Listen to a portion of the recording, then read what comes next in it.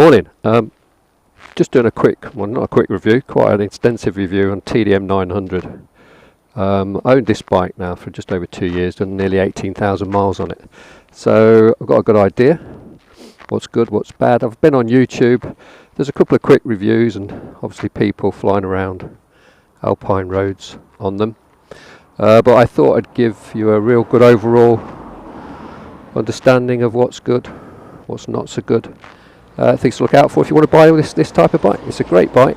Overall package is really good, very reliable, very comfortable to ride, quick enough for what I need to do.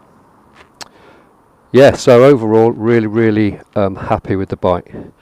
So I'll go through the bike front to back, tell you what I find really good, things to look out for, things that if you're buying one of these bikes to look to make sure they've been covered, to give you the kind of the best sort of ownership you can. Then we'll go for a quick ride. I'll film a ride probably for about 20 miles, just show you how to use the bike in different ways. It's very good, you know, all sorts of environments. It's a really good all-rounder. So town work, excellent. Good on the motorways, fantastic on the motorways. 6th gear. For this particular bike, it's a 900 twin, 6th gear. At 70 miles an hour, you're doing 4,000 RPM. It's such a smooth cruising bike. You're on par with some of the real top bikes at that RPM. So it's really relaxed on motorway speeds. And you can have some good fun on it as well. Really good in the twisties. So if we start at the front, we've got obviously the front brakes, fantastic. Very similar to the R1 style brakes. So it's got longer suspension travel, so you do obviously get some more, a bit more dive, but the front brake's really effective.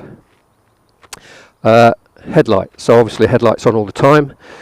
This is the obviously the normal headlight, that's the main beam. Headlight's a bit weak.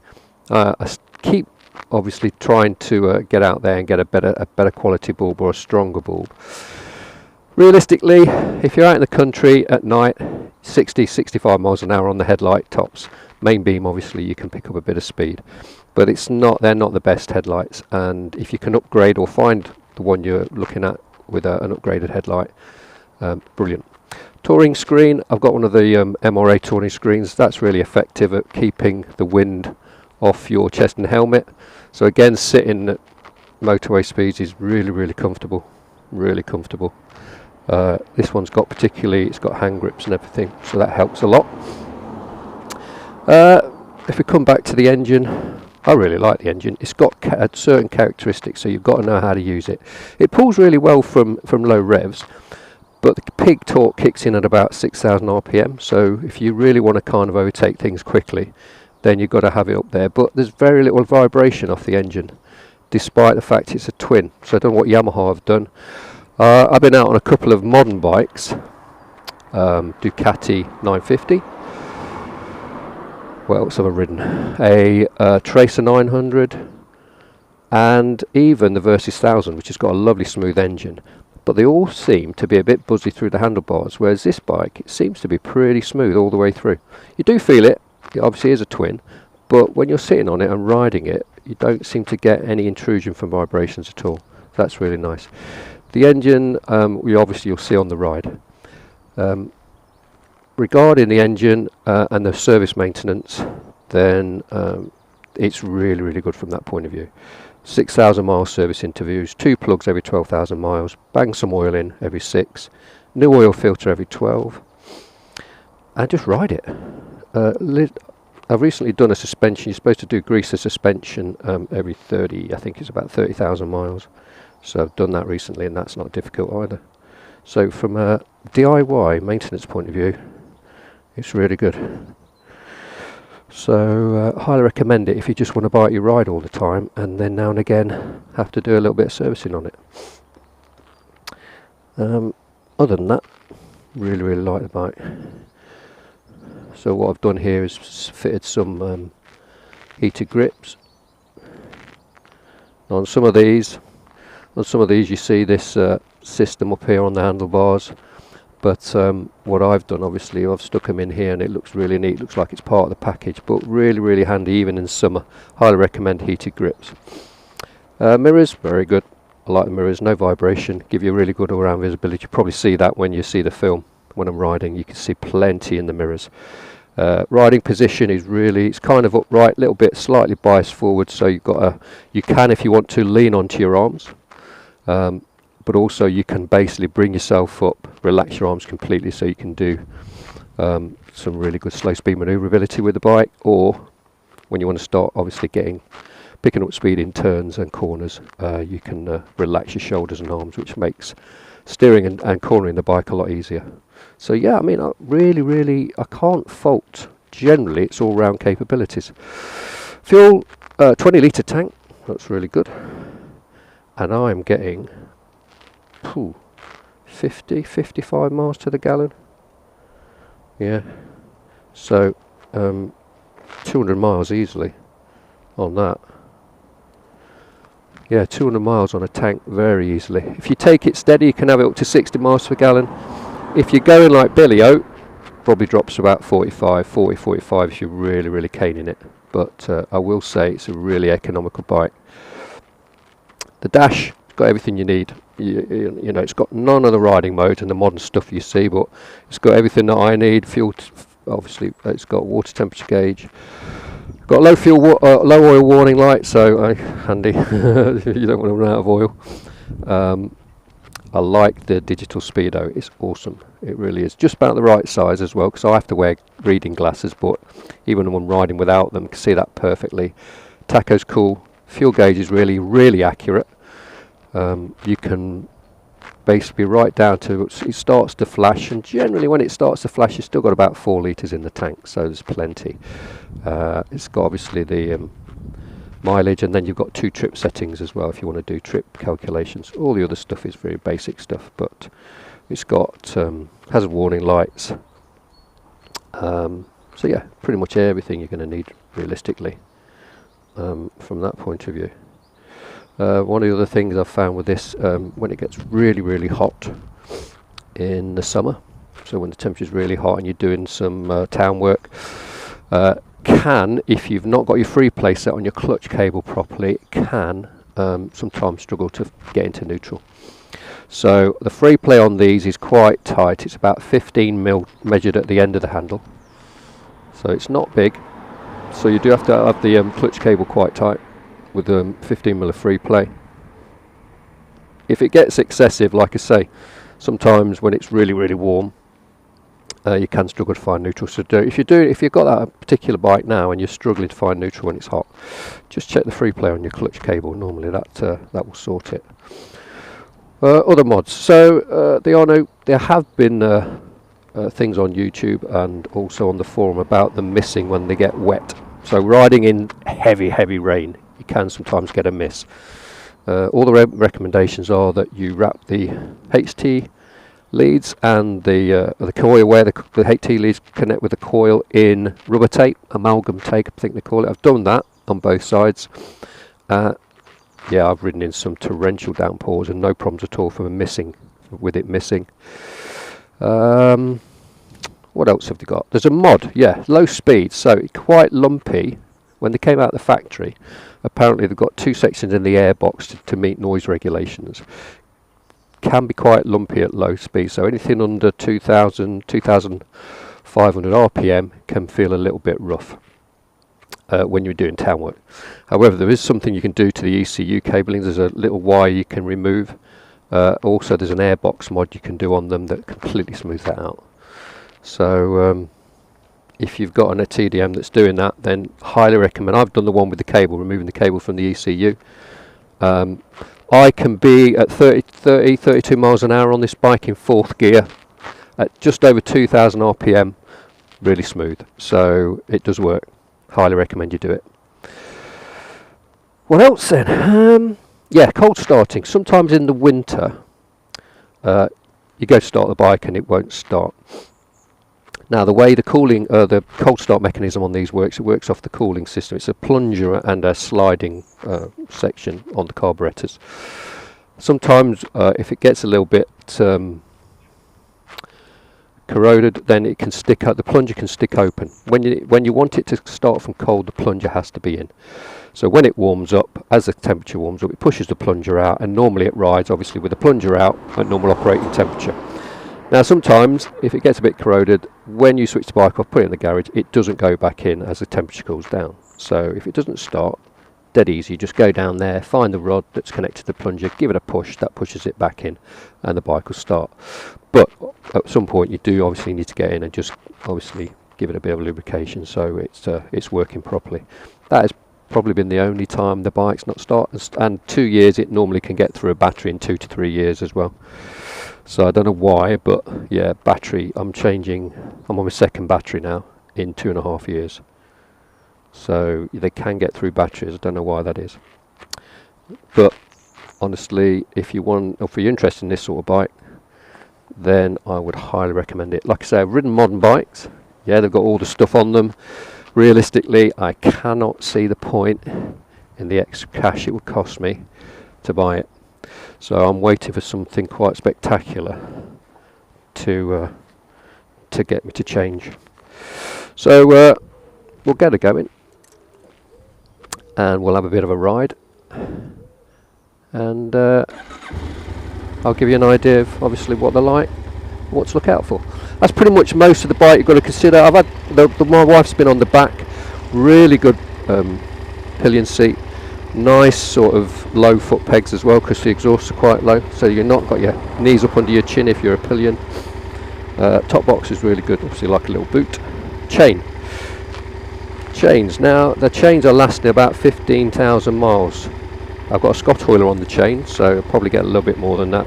So you do not need to spend a lot of money on these bikes. Tyres are generally, I'm working on between 8 and 10,000 miles out of a set of tyres. I don't cane it, I'm too old really for that, so I don't go caning it everywhere. So the tyres are pretty good. But yeah, all in all, I really like this bike. Don't get me wrong, there's always something out there that's going to tickle your fancy, but there is a great forum called Carpe TDM if you want information about these bikes. So there are people out there who love them. You've got forums about the bike. They are a bit of an icon now, a bit of a classic. I remember when I was into biking and the TDM 850 first came out, it looked like a little bit of a hooligan tool, and people used to ride them like that as well. So they can shift, but all in all it's quite a well balanced, well mannered bike. Now, wind noise, I do get quite a bit of wind noise, so I probably won't talk once I start to pick speed up. I've given you pretty much most of the information about the bike before we set off, so we'll just get going.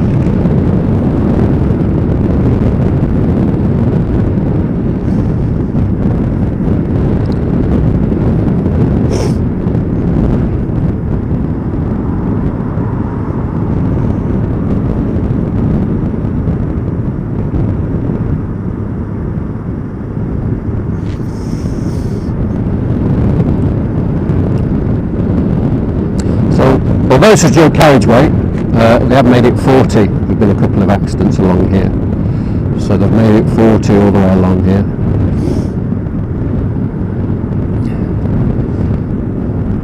But in a while we'll get moving.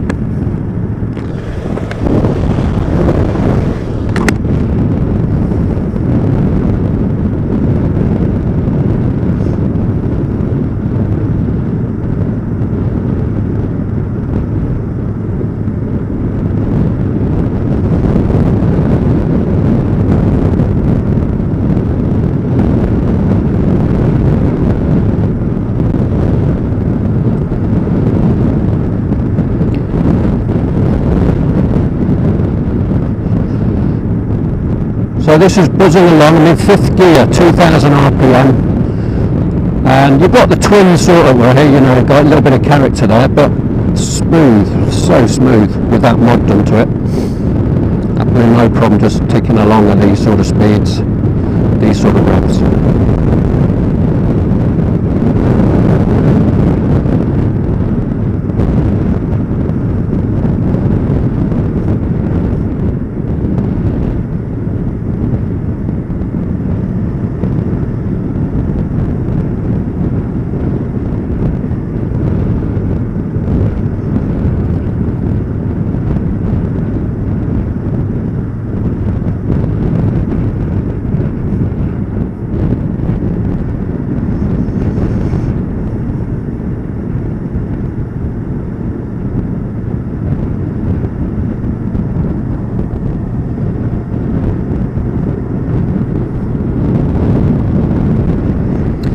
Grips on, it's a little bit cold today.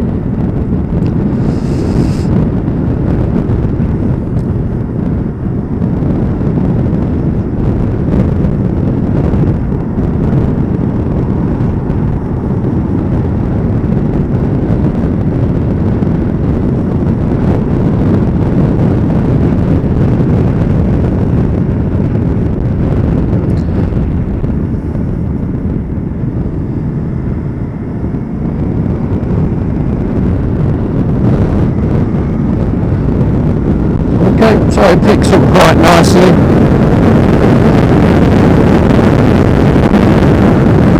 The thing, I won't talk while these sort of speeds running.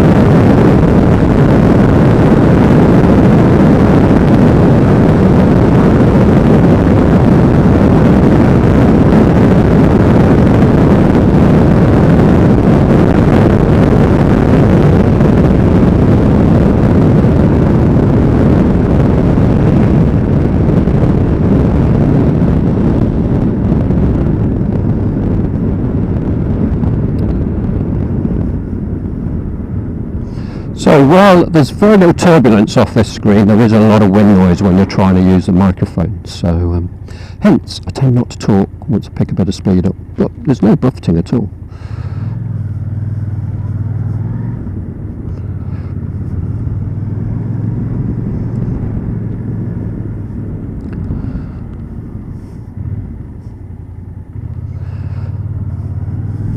So I'll give you an idea how it picks up with a thingy speed limit.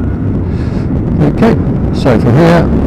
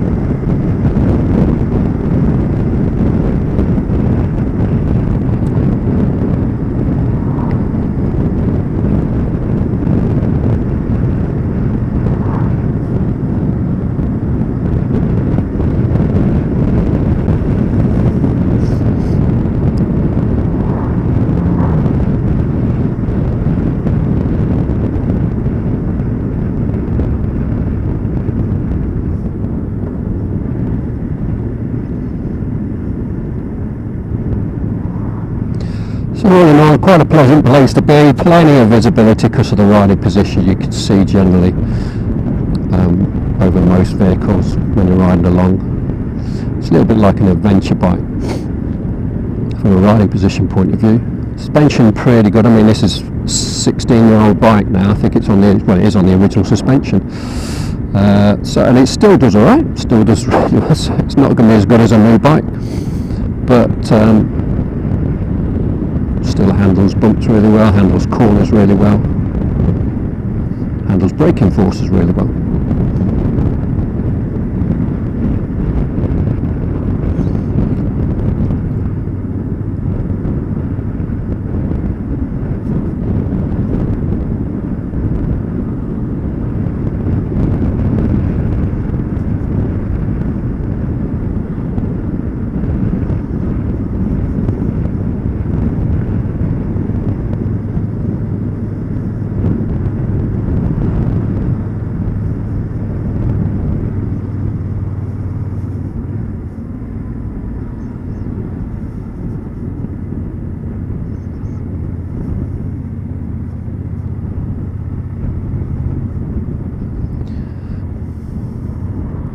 The other thing you can do on this, and I have seen on YouTube people have taken these off-road. You'd want obviously better tyres, off-road tyres. But you can stand up, and where the tank kind of cuts in is perfect for your knees. So you can be riding the bike standing up with no problems at all. It's very comfortable up here. Absolutely no problems. Can't see my bloody mirrors though. But just while we go over some of these speed bumps, just gives you an idea that it's an option if you wanted to. Personally, I like to be on the road. Only thing I go off-road with is a mountain bike, nice and slow.